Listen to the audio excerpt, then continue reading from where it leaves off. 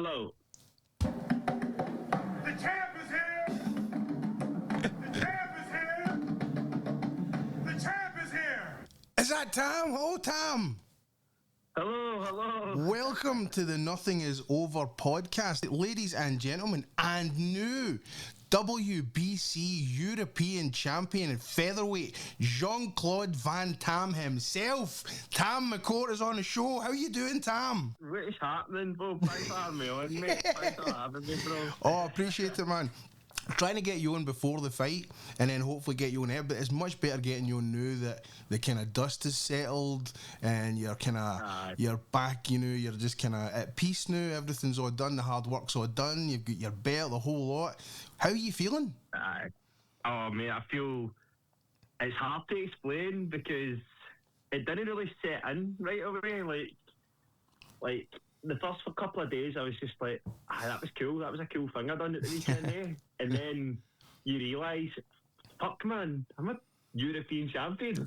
It's been a long fucking storied path to this particular... I mean, you've held gold before, right? But to this particular one, it's been a bit of a storied path. Talk about that a wee bit. It's been a crazy journey, mate. Like, been a lot of ups and downs. It's been a bit of a roller coaster.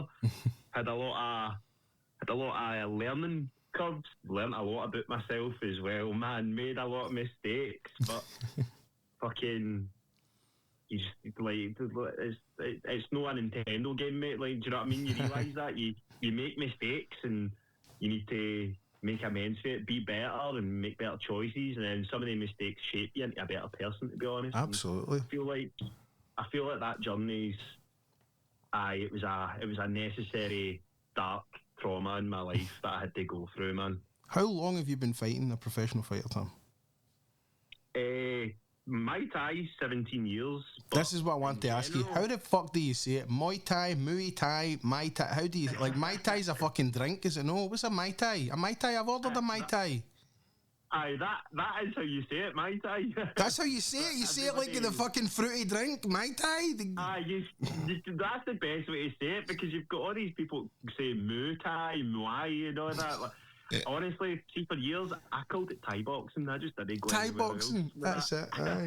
Everybody understands that. Well, everybody listening to this show, we've got it for the fucking champ. It's MyTy. It's like the fruity drink. That's how you say it, and that's the end of. You can't go wrong with that. You can't go wrong with that. Order a few. 17 years you've been fighting. 17 years.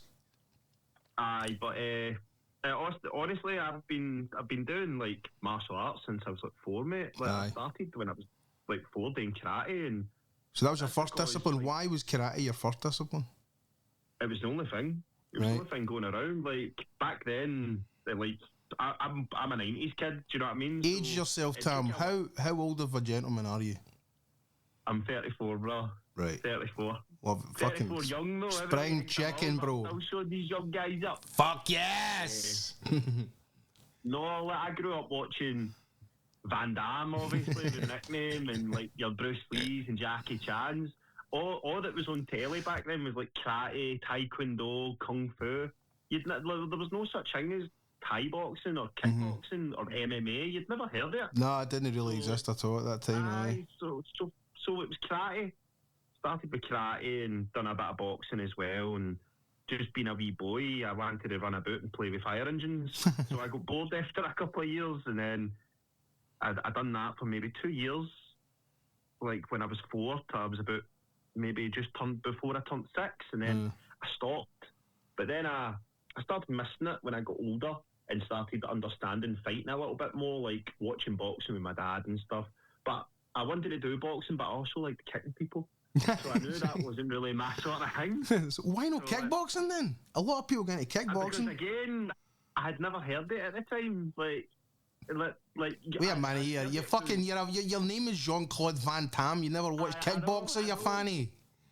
But like, there was no kickboxing gyms or that. Like, no. That's what I mean. Like, right. They were hard to find.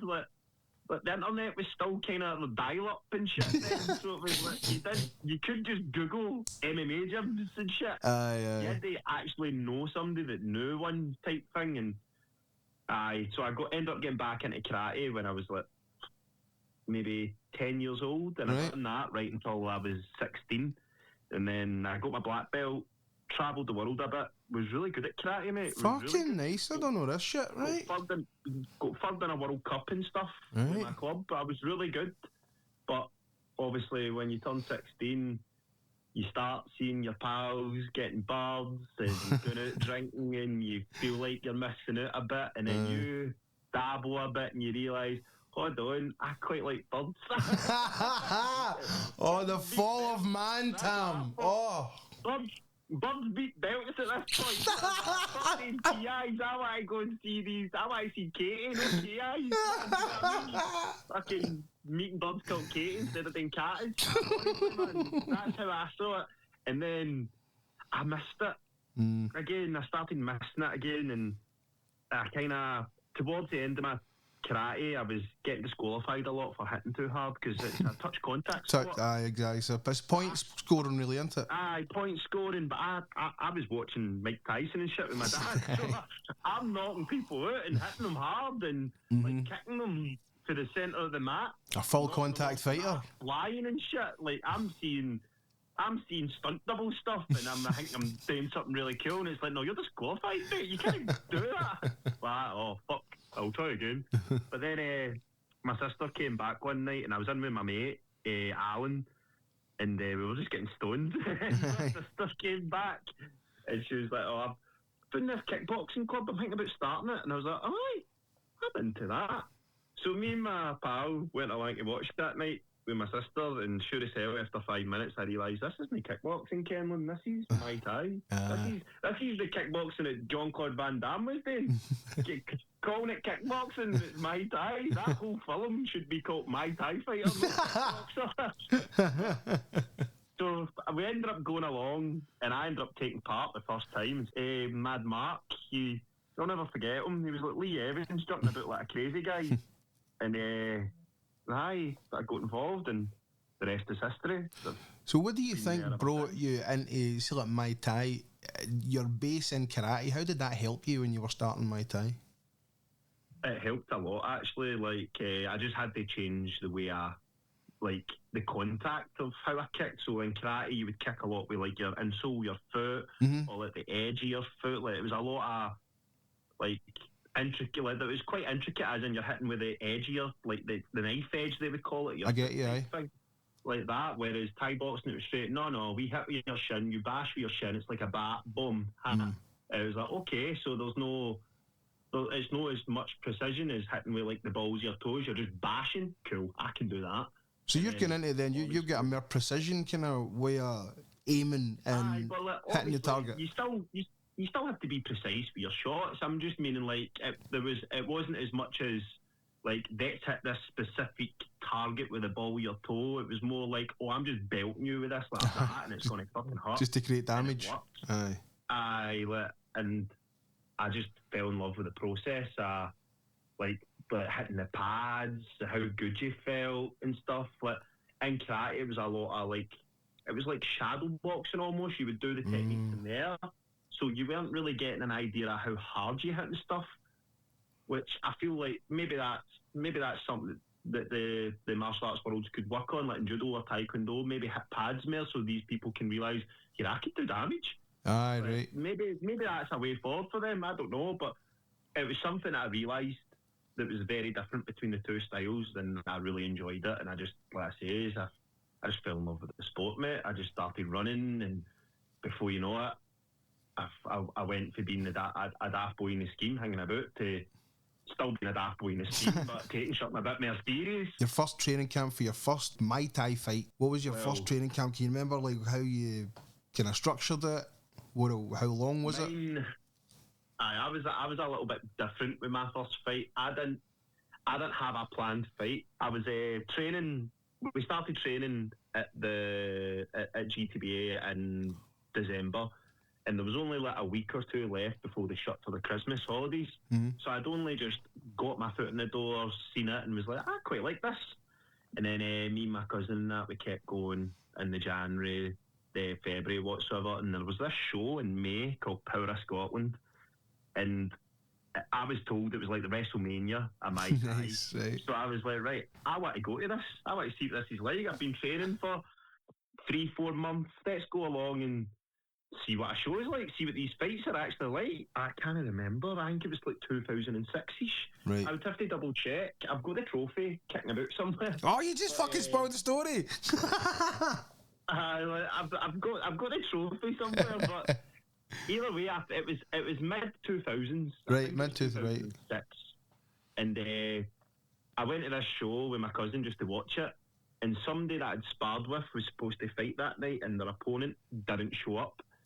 So I've had a couple of beers down me in the crowd. Get the fuck, really? I swear to God, I swear my mom's asses. Mark comes up to me and goes, "What weight are you at?" And I'm like, probably about 60 kilo wise, but Stevie's opponent's pulled out at 60 kilo. Do you want to do it? So I've sneakily handed my beers without him seeing to my cousin at the time. Corey, what's my beer? I'll do it. I was the original Burniston guy. I'll do it. Do you know what I mean? And then I was like, fuck it, I'll do it. So they took me down, checked my weight. I was 60 bang on. Nice. When I met Kad Ahmed for the first time, and he's helped me so fucking much in my career with gloves and stuff. It was the first time I met him. He ended up giving me a grum shield and shots and went, right, on you go. Aye. And I went and done this fight, and I nearly knocked him out the third round. This boy had 6 fights, and this was my first at 10 minutes notice. Fucking hell. Going in pure scheme as fuck. No other world by scooter, man. Is that what you come into? That's what I came out to. Scooter, jumping all over the world. And then I almost knocked him out the third round, but his coach forced him out, and he ended up just outworking me, and I gassed, and then he beat me on points. But experience, really, isn't it? Was that? Just experience, he kind of beat you on then, really, isn't it? I did. I got a rematch with him like later that year at the Christmas, and we done it at B class instead of C class, so we couldn't eat each other in the face. I think he fought. What's that? I don't understand that. What does that mean? All right, so in MyTy, there's different rule sets. There's C class, B class, and A class. Right. So C class is usually how you start. That's 5 1.5 minute rounds with a minute and a half break in between. And you're allowed punches, knees, kicks to the face, head, and body. Right. You're only allowed knees to the body, and you're not allowed elbows, right? Mm-hmm. And then you get B class, and that's 5 2-minute rounds. And everything's the same. You get except 2-minute rounds, 2-minute break in between rounds, and you're allowed to knee to the face, still no elbows. Right. And then you get full pro MyTy. That's what I do now. That's 5 3-minute rounds with a 2-minute break in between, and you're allowed to punch, knee, kick, elbow, any part of the body except the bollocks. Right, except the bollocks, right. Yeah, so pretty much. So you had a rematch with this guy in a different class? He asked for a B class, thinking that I might go, oh no, that's a bit of a step up. But yeah, I was born in the scheme, bro. That's not scary. I mean, we were throwing elbows since we were throwing elbows on each other in street fights. That didn't intimidate me. So I took the fight, and sure as hell, in the third round, I grabbed him and kneed him in the face, knocked him out, got my revenge. But my first real fight camp, yes, that was interesting. That was different, because I realised how hard training would be on times when I wanted to fight. I thought training was already hard, and then I realised just how much harder it could get.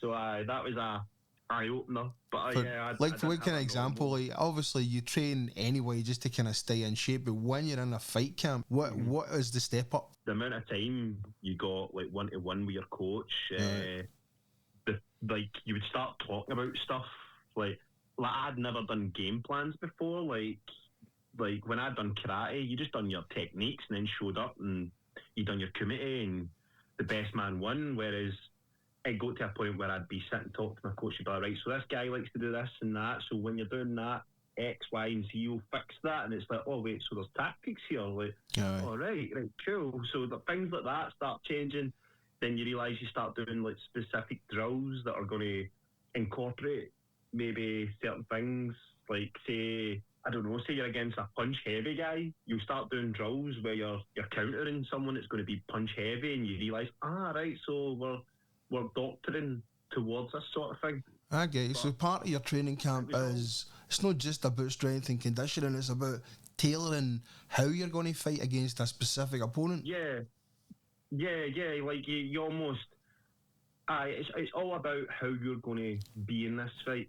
Like to be honest, I don't really do game plans. It's been something a lot of people do game plans, right? Where they'll break it down. I don't. I do bullet points. Right. That's how I do it. I do bullet points. I look at you and go, say I watch your fight. Like this last dude, for instance, that I fought. When I watched him. Can I stop you a wee second, Tam? Did the guy not pull out before? Isn't it? This is a replacement guy as well, so you had less time. Yasin tore his hip. Right. Or he's done something to his hip. He's tore it, or he's done some damage to his hip that's made it unable to do the fight, which I get. It's a hip. It's not like it's just a wee. No, it's not something you can walk off. You're throwing kicks and everything from that, so like, I get it. So yeah, it all changed in a week. So I had I had to change my game plan. Instead of going for a slick southpaw that was going to be moving a lot and scoring, I had to get ready for this tank that was just going to try and march me down and just take my head off. So it was a big change. Aye. But like the key points I took from him was big puncher, just going to march me down, good gas tank. Right, cool. That was it. I didn't think, right, if he throws left hook, I'm going to do X, Y, and Z, Dragon Ball Z power move, this, flat. I didn't think anything like that. I just thought to myself, big puncher, don't get caught. That's my bullet points, and then I'll work everything around that. You've had over 30 fights yourself now at this point, haven't you? So you're working off a lot of experience today, so you can shortcut a lot of this stuff knowing the kind of fighter that he is, because I'm sure you fought somebody similar to him before. Yeah, that as well. That's a really good point. Like, over the years, you meet that many different fighters, and I fought a lot of different styles. So at this point, there's not really much that I haven't seen or been in against before, I suppose. So yeah, it does make it easier. I have fought people that were like Sergio before, so it made it a little bit like, all right, I know what to expect, and you kind of just go into like an autopilot preparing for that sort of fight. Really tough, man. He took a lot of big shots. Like, there was one right hand I caught him with, and I swear, mate, like, I dropped people with less than that, and he just walked through it, and I was like, oh, right. Good for him. He certainly couldn't shake off that fucking left hook, though, could he? Well, he tried to shake off the first body shot, but I knew it hurt, and I was like, bro, you can smile. I know that hurt. I know it. That hurt, brother. Because, I mean, that is a lot of preparation you've done over those 30 plus fights that you've had now. This year, you took a trip to the Mecca of MyTy. I did. Oh, how did that affect your preparation and your change for this fight? How did that trip change Jean-Claude Van Damme to become the WBC European champion? Did it affect you in a way? How did it? Oh, it definitely affected me. I think it affected me in a lot of positive ways, mate. Honestly, I did have a fight in Thailand and it didn't go my way. I got beat, but it was at heavier weight than I usually fight. In Thailand, they do a lot of weigh-ins on the day, so you can't, like, if I was to fight at the weight I usually fight, I wouldn't have as much time to recover in between. So I had to fight a bit heavier, but I realised that I could also mix it with some of these guys and not get hurt heavier. Right. So I realised I was a bit stronger. Like, man, I don't need to worry about the power so much. I can hang with these boys. I realised I can push myself so much harder as well. Like, the level of training, mate, was unbelievable. Honestly, it was crazy. I thought I'd trained hard before and seen hard training. Oh my God. It's not until you're waking up like a car crash every day you realise this is why they've got boys and at 11 years old and all that are as good as they are. Absolute assassins, aren't they? Because they're for like 4 years old themselves training that kind of thing, aren't they? And they're fighting constantly. It's crazy. Honestly, mate, it's crazy. Like, see the talent you see there, and you're just like, some of these guys will probably never even be known, yet they're so fucking good. It's crazy. Like, you see people in the UK with a similar level, and they're on YouTube, like, try to build this platform, and then they end up with all these followers and that, and there's a guy 3 years younger than you in Thailand that is much better than you, that doesn't doesn't know how to do any of this. Nobody in the world knows who he is. It's crazy, mate. It's crazy, but it brought on a lot of confidence. It made me realise that I can hang with the Thais. I can train with them really hard. I can keep up with them. I'm a lot better than what I give myself credit for. And I can push myself so much harder and stuff. Honestly, the experience I gained in Thailand, it almost makes me wish I went a lot sooner. Aye. A lot sooner. I should have been going there years ago. But do you think maybe it got you ready now? It got you ready now to be the version you are now? Exactly. I had a lot of shit going on in my life that caused that maybe put back that trip. Mm-hmm. But I got there eventually, and honestly, I cannot wait to go back. I want to go back as soon as possible, mate. I didn't want to come home. I was begging the Thais to try and find a way to keep me. Like, keep me, change my name, hang in the ring. I'm here for free. Like, honestly. And one of the guys that were there, King, he thought it was funny. I got on with all the guys at FA so well, honestly. King, Tom, Gab, Ryu attacked me with a stick every day. But is that not the guy for Street Fighter? Exactly, that's what I kept calling him, Ken. But I don't think he got the joke. I don't think he got it. But that, he just thought it was such a shit joke and just hit me with a stick. But honestly, see all these guys all message me all the time and they're asking about me, congratulating me and stuff. It was like an FA. I said the FA stands for the first two letters in family. That's what I said to them. They say it's food additives, but I think it's family. Right? I like yours better, Tham. That gym is, honestly, that is a family, and I cannot wait to go back and see all the guys and catch up with them again and get a few changs and all that, honestly, man. It looks fucking wild there. It looks like it's lawless, but when you're there for a purpose to do what you're doing, sort of thing, your days are pretty much very highly structured, aren't they? I mean, you're waking up, you're training right away, you're training all day, really. Is there any breaks in between to like just relax and see the place a bit more and kind of get caught up in it?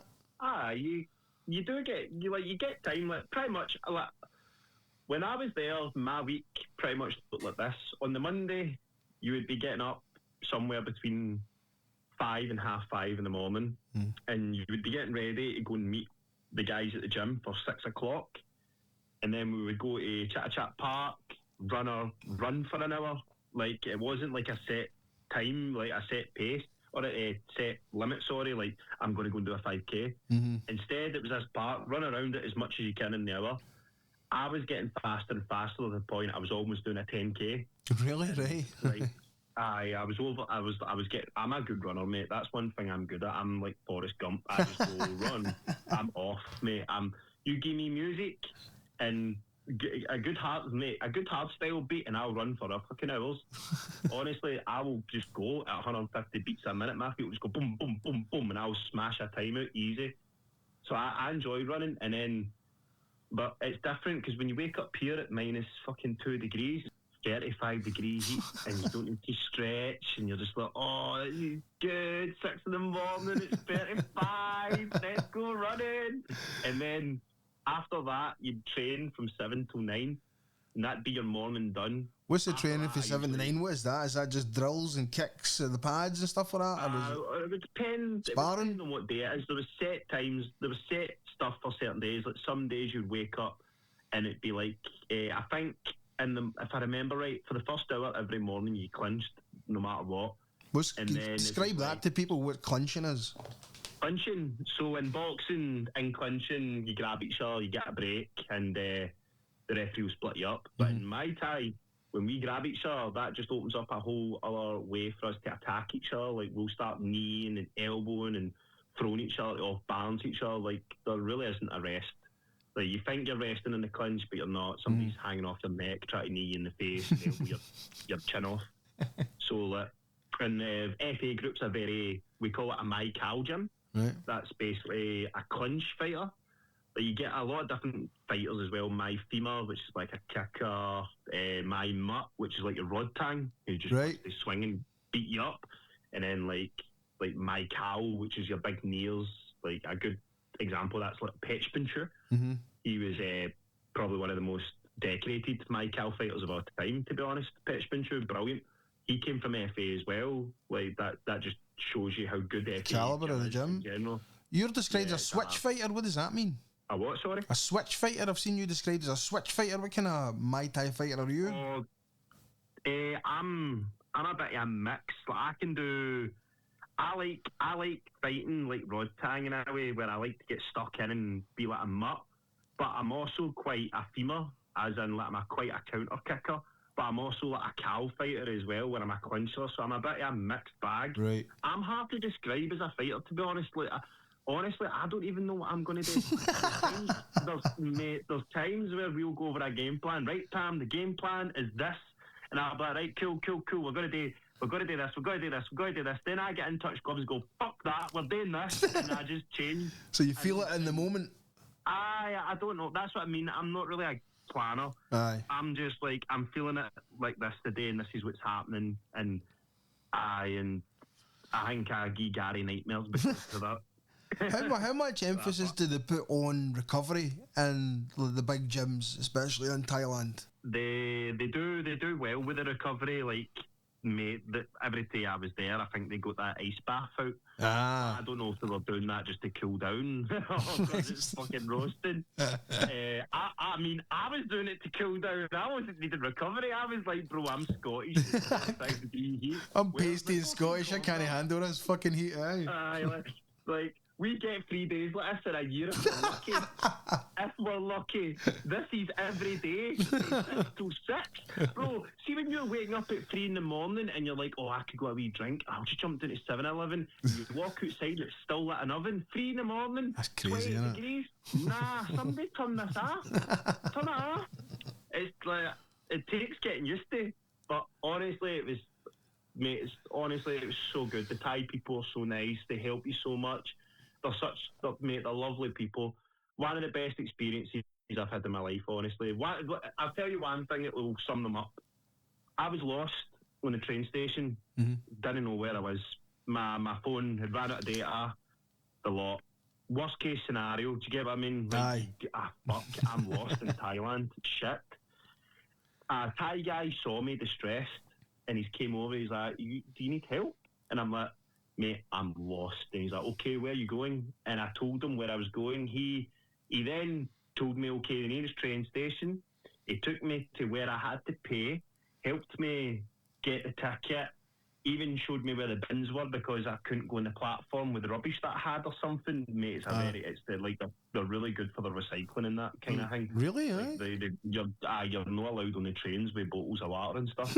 Like, I don't know why I didn't ask, but I'm not going to make it out. But so there's like all that type shit, and then he done all that, walked me to the train station, he walked me to the platform, waited for the train, and then told me like 3 or 4 times where I had to get off and how many. Don't talk to strangers and fucking hell. That's just a stranger I'd never met before in my life.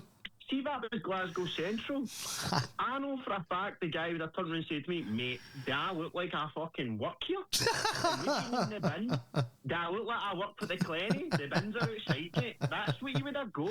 There's no sense of community. And they wonder why you don't give them the 20 pence of your change when you come out of Greg's. Fuck you, mate. I'll give my 20 pence to the Thai guy that's fucking willing to actually be nice and helpful. No, just bitter against the world because he got a bad hand. You know what I mean? It's maybe a different mentality because, hey, listen, us Scottish people, we're dealing with the fucking freezing cold and the rain all the time. We're miserable. They're out there in the sun. You know, they can afford to be more pleasant. We can't have it all, Robert. We invented a lot of the fucking inventions on this planet, mate. We have to have a bit of something that keeps us grounded. We invented penicillin and everything. Something to keep us grounded. The industrial age. Be too good. We invented the industrial age. We're allowed to be a bit of a fucking snarky, you know? Exactly. We need to have a bit of fucking trauma or this place would be like paradise. I can't have that, no. It's already overcrowded in Scotland. Could you imagine us with good weather? Man, fuck. We've got the patter and everything. Last thing we need is 35 degree heat on a daily basis, mate. This country couldn't handle that. We'd fold. Old Firm Day with a fucking 35-degree heat. Oh my god. It's fucking bad enough, That's got nightmare written all over it, mate. You don't watch football, do you, Tham? I mean, how can you watch football? Being a champion in the sport that you're in, how can you watch such a fucking pansy game like football?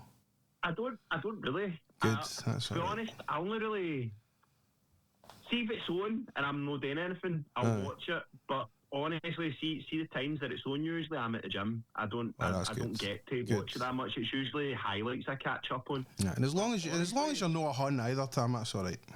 Oh, well, to be fair, I'm a hun. No, what? Get off this fucking show! I'm no better though. I mean, you know I'm no better. I would put it this way: you would see me in Celtic Park with a hoop shirt on, supporting you as their Aberdeen. Any day of the week. It's the Aberdeen team I don't like. They really hate us Glasgow teams, mate. Do they really? I don't know anything about this. Is this a football thing? I've never heard of this. Aye, they don't. They're no big on Rangers or Celtic. I think they wish they were one of the Old Firm teams, to be honest. But nah, I'm no better. And honestly, I don't watch it enough to be better or know enough about it. I know nothing about football. Let's just get off this all together. Here's something I wanted to talk to you about. Fighters that you took influence for, not just even in your career, but what you enjoyed watching. Do you have like a Mount Rushmore of favourite fighters? Kickboxers, MyTy guys, MMA fighters? Do you watch it in that way? I do. I'm a big boxing fan, mate. I'm a really big boxing fan. Boxing? I love boxing, mate. Honestly, it's my dad's fault. I used to sneak in, and I know how. I already knows this, to be fair, but I used to sneak in when I was away and I couldn't sleep, and I'd go in, and I used to think he was watching WWE. Right. Well, WWF at the time, big Randy Savage and that. And don't get me wrong, he was watching that, but there would also be times where it'd be boxing, and I'd get confused because I wouldn't know the difference. I'd just see a ring. Aye, of course, I mean? Aye. But I realised over the years, some of the things I was watching was like Holyfield, Tyson, like that, like 90s. Like iconic fucking fights, aye. Aye, like some of the stuff I've seen was some of the great 90s fights. I mean, I'm pretty sure I remember seeing Pretty Boy turn money. Oh, right, really? Into Money Mayweather? Yeah, I mean, aye. Well, obviously I did because that was later on, but I mean, like, I'm pretty sure I saw some of these Pretty Boy fights and wasn't just watching back on YouTube years later like everybody does these days and says, oh, I'm a fan. I'm a fan because I've seen the YouTube videos. I watched it live. No, you never, mate. I snuck in and watched this for the behind the couch while my dad didn't know I was there. I watched some of these fights live. I'm in my 30s. You're 19. Well, how did you watch that live, pal? I'm going to tell you this, Tham. I'm in my mid-40s and I remember very, very vividly staying up late with my old man and all my uncles, all of them getting drunk and all that, watching Mike Tyson and Frank Bruno, right? And everybody in my house going, kill that fucking Bruno. Everybody loved Tyson. My whole family loved Tyson. And it wasn't really the done thing here. It was like, oh, Frank Bruno can actually beat him. Oh my God, my dad had money on it. I think my dad won money. I'm sure it was like the second round or something like Tyson fucking annihilated him. But see, explaining to people the event of a Mike Tyson fight, you don't really get it. You can't really tell people, and they can't really experience it nowadays like what it was back then. It's like we had never ever seen anything like this before. Ever. It was a fucking global event and everybody was just in on it. Aye, like it took care of the world. Aye. It took care of the world. Like, I can't even say that I experienced it because I was too young. Aye. I was too young to understand it. At least you got to see him fight Jake Paul. Oh, aye, fucking that one where he had to keep biting his gloves so when he hurt him. That to me, I know that. That's frustration. I do that. When I'm frustrated, when I'm doing the stairs hitting the bag and I just can't fucking get a combination and I feel myself slow or whatever it is. I'm like, I bite that. I'm like, oh, no, fucking, I know that feeling. I can't let go. Exactly what he was doing. I can't let go. He was keeping the animal caged so he wouldn't get arrested. Aye, there was something written in that contract. I think that's why Tanks pulled out as well. There was something in that contract, and he went, right, And whereas Tank Davis is like, nah, I'm not doing that. No doing that. Anthony Joshua. I mean, come on, what the fuck is happening here? He went for fighting. Now, I don't have anything majorly against Jake Paul at all, right? I think he's a really good athlete. You can't even call him a boxer anymore. He's been doing it, 5-6 years or so. He trains a lot. I want to believe. He's got money. I want to believe that he is that good. I don't know how good he is because he keeps stacking the deck, for himself. Because I want to believe it because it's like, well, see if I had the money he's got and the time he's got, and I could pay the best boxers in the world to train me, then I better be fucking good. Look at his brother. His brother does the same thing. His brother is in the wrestling in WWE. Now, he is phenomenal, right? But he's phenomenal because he's got money. Built for that. He's built for it 100%. Both of them are super athletic, but they're also called collegiate wrestlers, right? So that translates well. Aye. And he's got all the money in the world. Plus, he gets one-on-one tuition for Shawn Michaels, one of the greatest in-ring performers ever. So, of course, he's going to excel. Of course, he's going to look great after having 6 or 7 matches. He's going to look fantastic. How could they know? Jake Paul's the same. He's got the best trainers, the best nutritionists. It's just, and he keeps fighting people that are fucking older than him, a lot smaller than him, that are bulking up to fight him at a certain weight. Kind of get their hands tied behind their back when it comes to contracts and shit like that too. So he's smart in the fact that people don't realise that this is what boxing does. Boxers have always padded their record. They fucking fight as they so-called tomato cans back in the day, where they would have fucking guys that were 1 win and 295 losses, and that would be all the people that they defeated. So they're like journeyman fighters, and that's what he's doing. But he just happens to pick ex-MMA legends as the journeyman boxers. They don't have any fucking boxing experience. He fought one boxer, Tommy Fury, and he beat him. Tommy Fury's not even a good boxer. And you can't even call him a real boxer. This is it. He's a fucking Love Island guy, but he's a boxer. Fair enough. He comes from a boxing family. He finally came up against a boxer, and he fell short. So now we have to expect him to walk in the ring against Anthony fucking Joshua, an Olympian, a two-time world champion who's a heavyweight. I don't see how Joshua. What is he getting for this? Money. It's got. Do you know what it is? I kind of do, right? Because Eddie Hearn came out and said that he was looking for a tune-up fight for Anthony Joshua anyway. So that's what this act is like. Because next year's going to be his big run back to the top again. Fair enough, right? He gets a shit ton of money. Well, this is what people are only saying. You're talking about maybe 90+ million he's getting for it, right? And he gets to go in there, and the thing is with him, he must finish Jake Paul. It's a kind of lose-lose a wee bit for him, because he must finish him. If he does not finish him within 2 rounds, it's going to be called fake, and his credibility is going to be called into question, and that's fucking death for him. It's not good. If it goes to a decision, anything at all like that, and Anthony Joshua wins by anything other than a fucking brutal knockout, whitewash. He's going to be called a fake, a fraud. It's going to hurt everything about his legacy, right? Jake Paul just has to last 2 fucking rounds in there, and the man's a hero to everybody. Aye. And they've got to think to himself, no matter what happens here, even if he goes to 8 rounds, which can't happen, and gets a decision loss even to Anthony Joshua, he's fucking Rocky. He's real life Rocky. He's won. He's exactly. So no matter what Jake Paul wins, so he stacked it to his advantage again. It's always to his advantage. And you hit the nail on the head when you said Olympic boxer as well, because we know these Olympic boxers aren't like your usual boxers. No. As in, they've played a game in the Olympics where it's all about scoring and touching. That's it. So they're going to touch you. They're going to hit you. They are going to hit you. They're going to land the punches clean. And that's a big fucking boy who hits very, very hard to be doing that hour again to Jake Paul. He's not used to getting hit like that. No, I don't believe so. It's like what Andrew Tate said to Chase Demure on that bloody Misfits thing I watched that the other day. Aye. And he said to him, he's fought people before, but he's not fought an actual real fighter. We hit people a bit different. And it's just, mate. There's a big difference between fighting and sparring, and a lot of these things have been glorified fucking sparring matches. Anthony Joshua cannot afford for his legacy, for anything, because it can't be about money anymore. He gets a good payoff for Netflix, but if he wants a run-up to reclaim his throne next year, he can't fuck with his legacy. And that's kind of what he's doing with this. He can't be an exhibition. He's got to go in there and fucking annihilate him within 2 rounds. Right, he's gambling with his brand. Aye. Big fucking time, because as shaky as it is, remember, people I haven't forgot the shit he pulled with Usyk. Remember when Usyk beat him? Aye.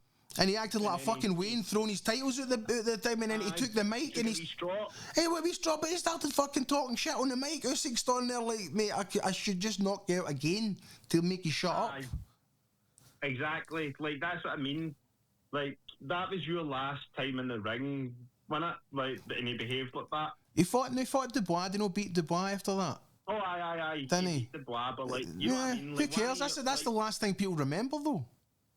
Aye, that's what I mean. I didn't even remember the Dubois. No, neither did I. Fucking looked up the other day. And it's like, fucking hell. Aye, like, it's not looking good, bruh. But here's another thing, too. Even just look at the optics of it, right? Remember when Joshua folded Big Francis Ngannou? Aye. I mean, that's a big guy to do that to as well. I mean, fucking, he just folded him. And I think Jake Paul's not got much of hope if he actually wants to turn it on and just do that to him. I mean, look at the uppercut he hit Klitschko with. He grew fucking a couple inches after that. He was a couple inches taller on the mark after that. What was he went to 6'7", 6'9" after that? Like, come on. If he hits Jake Paul like that, and Jake, man, I don't know. But then again, Jake Paul might have a heavy chin we've just no seen. We've no seen, aye. It seems like he doesn't get hit. And whether that's because people can't hit him or people are told not to hit him, like, we don't know, because... How do you rate him as a boxer? Have you watched enough of him to look at him and kind of size him up? I think watching him hit pads and that, he looks like he actually does all right. I think he looks like he hits all right. Like, he looks like he knows a wee bit. But I don't know. Like, it's hard to really judge through watching somebody hit pads, especially if you do it properly. Like, if you don't, like, you're not showing full clips and you're getting angles where you don't really see certain, like, movements and all that. There's ways to kind of hide things in camera work, and I think he's very clever at that. Do you ever see the UFC fighter Ilia Topuria hitting pads? He's a monster. Oh, is that no just majestic to watch, innit? You're like, oh, what the fuck? He's an flow state. It's a class of his own, man. That is 100% flow state. Is that what that is, eh? He is phenomenal, mate. He is absolutely phenomenal, Topuria. He's your four top fighters. Then your Mount Rushmore. You can mix them. They could be boxers. Are we talking just one style, or do you want mix it up? Fuck it, mix it up. Go for it. Whatever you want. Right. My top 4 boxers: Canelo, Money May, Tyson, and honestly, the other one's hard, but there's probably big Lennox Lewis, mate. Lennox Lewis, really, right? I liked him a lot. You can't be denied. He's one of the best of his era. Until he folded Tyson, I really liked him. But obviously, I like Sugar Ray's and all that, but like, I wasn't around for that, was I? No. What do you think about? Remember, do you ever see Teddy Atlas talking about Mike Tyson? I love Mike Tyson, right? I absolutely love Mike Tyson. We're firemen. I love that, man. That's the best. That's the fucking best. That guy's. We're firemen. That guy's phenomenal, right? But he had such an amazing. He was on a Joe Rogan podcast, and he says, "I don't rate Mike as one of the greatest fighters ever because he 4 times." He says, "I believe his record is 0-4." Say because 4 times in his life he came up against adversity that he couldn't overcome, and he just folded. He folded. He says 4 times he came up against something that he really had to work against, and he did. He just folded. Aye. And that's such a fucking. I don't know. I thought when I first heard it, I thought that's kind of bitter because him and Mike obviously a big falling out and stuff like that. And I thought to myself, it's bitter saying that because look at everything that Mike Tyson's accomplished. But then you think to the end of the day, there's a bit of truth in that as well, isn't there? There is, because he wasn't the same after Cuss. Nah. And then he went down the whole fucking Only in America. With Don King, you know what I mean? Went through all that, and Don King, like, he was... We already know what he was. Is that not just the poison of the boxing industry, though? You can't really blame Mike Tyson for being in a part of the machine. He didn't create it. He's just fucking trying to make money out of it and just try to fight whoever he's fighting. And without fucking saying that he was an idiot or anything, he was a boy for the streets that wasn't really clued up on a lot of business stuff and that. He just knew how to fight, so they could take advantage of him. But his big, I think, after Cuss died and he started going like a bit crazy and not really taking training serious and getting like failing like drug tests and all that, like I think all that kind of came on top of it, and he never really accomplished what he really should have came to. I do agree in that. Like, there is a lot of talks who would win in their prime, Tyson and Ali, don't they? They say that. I used to think, when I was younger, Mike Tyson in his prime would have knocked him out because of Joe Frazier. Aye, Frazier that's a great. Well, listen, that's a great point to make, though. Aye, like I just thought Mike Tyson is a better inside fighter than Joe Frazier on his day. Aye, and he hit harder, so I reckon he would have knocked him out. But then when you see what Ali done to Foreman, this is like, it's like, right, I don't know so much because. Look at the punishment Ali could take. Let's face it, Ali fought a lot of Tysons. Tyson didn't fight a lot of Ali's. No, that's very true, man. That's very true. He did. They fought Sonny Liston was a Tyson, and Ali figured that out fucking quick. So it was Fraser, so it was Foreman. How many tall people did he come against? Like, one of them was Buster, and he beat him, didn't he? Aye, that's it. Aye, but again, that's like, another thing. Would a 100% turned on Mike at the time have been beaten by Buster Douglas? I doubt that. Aye. Good a fighter Douglas was. He caught Tyson at the right time. He was prepared. Tyson wasn't he? Aye, exactly. No, 100%. But that was the point I was making when he came up against. I'd say Ali had more experience fighting people like Tyson, and Tyson had experience fighting people like Ali. So as I get older, the more I'm going, nah, Ali. Did Muhammad Ali ever throw a body fucking shot? Ever? I don't think he needed to. No. He just knew that target in the tap of the shoulders there. He didn't need to. He made you miss and then just fucking pieced you up. It's a different thing though. It's like, because you think, I'm merely an MMA fan, and I see MMA as a sport evolving where I'd look at fighters for the early 90s, if they were to come up against guys in the modern day, they would be just killed. Because just sheer toughness can't take you through the amount of expertise that modern fighters have in multiple different disciplines. But boxing is kind of like, you have a style in boxing, and the only thing that really can evolve is the fitness level and the training. But look at Bernard Hopkins. He was champion at fucking 40, wasn't he? Aye, definitely. The it gets modern in MMA and things like put it this way, back in your Chuck Liddell days, it was pretty much wrestlers that kind of dominated, and then it changed to the strikers for a while. No, it's the Dagestani wrestlers. It's back to that again. It's back to the Dagestani wrestlers. Dagestanis are took care and all that. Do you get what I mean? So the styles do change, whereas in boxing, like, there's not much you can change with it. Right. What about Muay Thai? MyTy, what's the fucking evolution in that? Is there an evolution in it? Oh, there's a big evolution. Like, anybody that started Thai boxing when I started, seeing it nowadays, they would see like C class when I first started was just two boys getting fitter and then going and having a fight and seeing who wins. There was no real thought about it. You would think you were just watching two boys fighting at a taxi rank. Whereas, see now, watching a C-class fight, you're like, fucking hell, man, that was really good. These boys are, it came on. At least for what I can see anyway, there's a lot of people who are getting really good at this shit. It's since the age of YouTube. There's so many YouTube tutorials, there's so many things, like, people are selling master classes, like fucking grappling classes, all these kind of things. Jiu-jitsu's a big one for it. Wrestling academies do these online courses and stuff. So you can learn a lot of these things online. You don't have to go to a gym every time to get everything. Obviously, you can't do this on your own, but there is an element that's available to people new who want to train that wasn't there even just 5-10 years ago. Exactly. Well, like I says to you, I was only doing karate because we'd never heard of any of this. And then now it's almost the other way around. Like, kids are like, what's karate? MMA? Okay. You know what I mean? It's almost split. But it's honestly, it's so different. And a lot of your boxers these days say, like, well, I think Mike Tyson said if he was coming up nowadays, he wouldn't be a boxer, he'd be an MMA fighter. Is that right? Aye. That makes sense, though.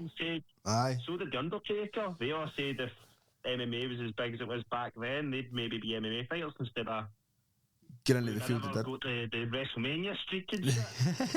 I think crazy, I think Undertaker done the right thing. I don't think we would remember him as fondly as fucking just Mark Calloway, the UFC fighter, than if we fight the Undertaker, you know. No, 100% was definitely meant to do that. But like, you know what I mean? Imagine I know a world where MMA was big and we never ever go to 17. Can that imagine? Mate, I loved that Lesnar beat it. I fucking loved that. Oh, I loved that so much. That was kicking me. It was, mate, do you know, I think it was so weird though? Like, he sat for a few minutes going, wait, what? Nah, I remember, mate, I was watching that live. I fucking jumped out of my chair. I'm the biggest Lesnar fan, and I had a big pal at the time who was just a huge Undertaker fan. I used to just love sticking it to him when Undertaker get beat. And see, because it was the streak at WrestleMania, mate, I couldn't have been happier. I could not have been happier. See, honestly, see the boy that gets filmed all the time. He's the black boy. He's got the glasses. Aye, the bug eyes. That was all of us. All of us. It was. Everybody. That was the whole planet in unison. He, him. That was the epitome of every wrestling fan in that picture. Oh my God! What? Is this just that? No way. Biggest fucking that to me, that was the biggest shock since the fucking Montreal Screwjob. Don't get us any wrestling, Tham. Fuck. No, I know. I'm still not even giving you my top 4 MMA fighters. Go for it. When I got fucking MMA, my top 4 with that's probably. I might be a bit controversial, but I don't care about what he does in his life, man. I just care what he does in the octagon. John Jones. John Jones, really? Fucking wife-beating, drug-abusing John Jones is one of your goats. He's a cunt. But you can't deny that man's not a great fighter. He's a cheater. He pokes in the eyes and everything. Fucking... Right, the pokes in the eyes will give you dirty tactics. See that steroid pop he got? That was like 1% of steroid. I don't believe that's going to help you. All right, listen. I listened to More Plates, More Dates, right? And he broke down the whole steroid thing to me with John Jones, right? Here's what he said basically was John Jones had 0.1% testosterone in his body when he was tested for that, right? How is that possible? Now, that is only possible in the fact that his natural testosterone has been suppressed to such a level that it is being hijacked and taken over by fabricated testosterone that's been flushed through his system. So it's basically soaked up the rest of it. Aye, so he's fucking... Aye, so he's on the fucking juice, right? And it's like a guy like him who's so incredibly talented, the literal Michael Jordan of MMA, he didn't have to take any of that shit. All he had to do was train harder. He famously didn't train for most of these fights, doing fucking coke and fucking strippers of the weekend before he fought DC. DC, Daniel Cormier, one of the most feared fucking guys ever. And he wouldn't even train for it. It's like, how about you train for it and you don't have to take anything? I do agree, but I also do like Conor McGregor as well. I think his antics outside the cage is questionable, like punching old men for not taking a drink of whiskey and all that. Aye, that's the worst one. You still can't deny how great he was, man. Like when he done Aldo and that quick with that measured shot. When John Jones beat Shogun, Machida, Rashad Evans, Rampage. Rampage was a big one, I remember. Fucking hell, like, no many people have done that.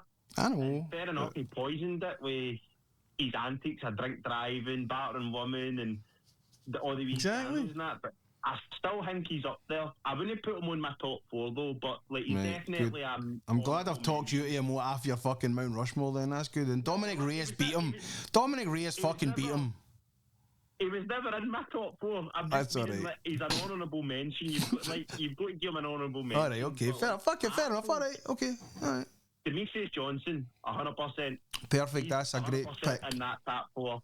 Great pick. Demetrius Johnson, fucking legend. Who else could I put in there? Somebody else I really liked watching. I liked Jens Pulver a lot. He was one of the first MMA guys I was watching. Like, when I remember, like, watching Pride on Channel 5 and Channel 4 late at night. After you finish watching Eurotrash, of course. After you watch Eurotrash, on came the violence at 3 a.m. Like, oh, brilliant. This is where my insomnia started. And I actually talk to Jens Pulver these days. Like, I'm actually kind of, like, we send messages back and forth, so it's fucking cool. And the DMs, that's amazing, man. This guy, I gotta watch this guy. I could message him and we talk a wee bit. Madness. But it's really cool. But he's definitely up there. Another guy I would throw in from nowadays is definitely Max Holloway. Holloway, aye, that's a great pick. BMF. Holloway. I think he's class, mate. I think he's so good. And then see another guy I really liked watching who doesn't get mentioned after a lot of people, Edson Barboza. Well, does he know the fucking bare knuckle? Do you know go to bare knuckle or something? I'm not sure, but see his kicks, like the way he kicked and kneed and stuff, mate. He was fucking brilliant, man. I thought he was so good. I really thought he was really good. I used to go all the time in the UFC game. I used to go him in the game. All over the place. That was my guy, my go-to. If you're fighting me at UFC fucking 3 or 4, I was like, Barboza, I'm booting you out. And that was it. I loved that. I like it. That's a good bunch of picks, man. That's a good bunch of picks. I like that. What about kickboxers? Do you ever follow much of kickboxing? No, so much. More Thai boxing. I have watched a few kickboxers, but more Thai boxing I watched. Mate, that's what I think's cool as well. Like, they see the whole WWE thing, and I can't remember the name of the company. They own TKO. TKO, they own UFC. Aye, they own both of them. Do you know? I think that's a good idea. Like, why do you not get the young talent, get them on UFC, build them as fighters, and then see when they go to retire, get them on WWE? Well, they kind of that. You know what I mean? It does only work one way though, doesn't it? Because you're not going to get a lot of WWE guys going into the fucking octagon. Maybe get 2. Aye, but you could transition those skills into wrestling. Aye, I would be 100%. I know Michael Chandler talks about it a lot. Like, he's kind of at the end of his UFC career, and that looks like something that he would do. 100%. McGregor's for that. Aye. Do that. I think Michael Chandler would be great at that, and obviously Conor McGregor. He's built for it, isn't he? I know guys like that, but there could be people.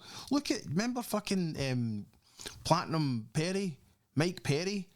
I thought he would have been tailor made for something like that, but it turns out bare knuckle boxing is where he kind of fun what he's best at. That's his niche, but I also feel like Mike Perry would get too much into it and end up hitting somebody. I don't think he'd be too safe in there, no. I know, I think he'd get the hardcore Holly treatment.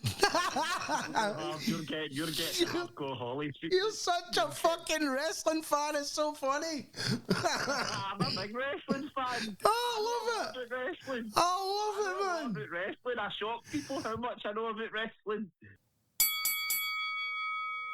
And that concludes the first part of our epic conversation with Jean-Claude Van Damme himself, the fucking champ. The champ is here! Tune in next time. Part 2 coming shortly is all for the wrestling fans out there. It is fucking wrestling. So look forward to that on the next episode.